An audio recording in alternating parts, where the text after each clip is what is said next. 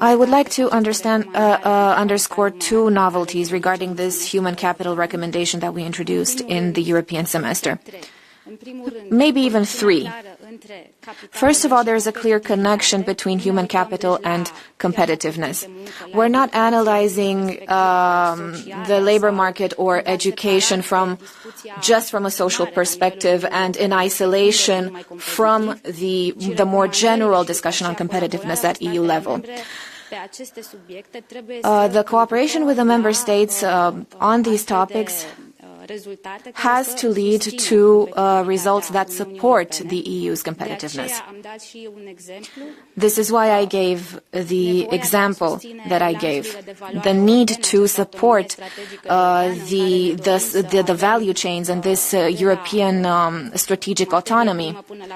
We want to have all of the supply chain here in Europe, where our economic operators work. And for that, we need to make sure that we have the right human resources and the talent that is educated to support this supply chain, this value chain. So we made a clear connection with competitiveness. We did not act in isolation. Now, the European approach is connected to the fact that education, skills are at the heart of the political agenda. I want us to have a discussion with the European leaders regarding what are we going to do with education and with skills in Europe. We hope that in June, under the Cyprus Presidency, we're going to have a hybrid council format for labor and finance ministers in order to prioritize our investments and to have more targeted investments for the skills we actually need for the economy.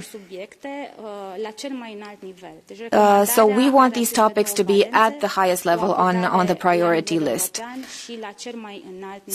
So we are having a high-level approach.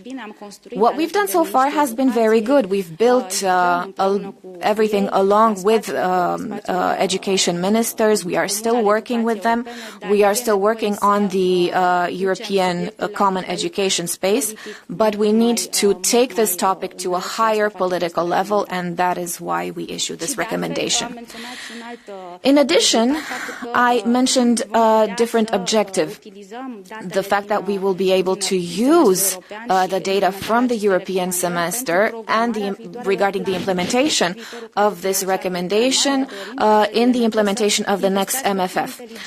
We want the member states to invest European funds in an intelligent way in education and in skills by making a direct link with the sectors that are at the base of European competitiveness. And I gave some examples as to that at the beginning of my intervention.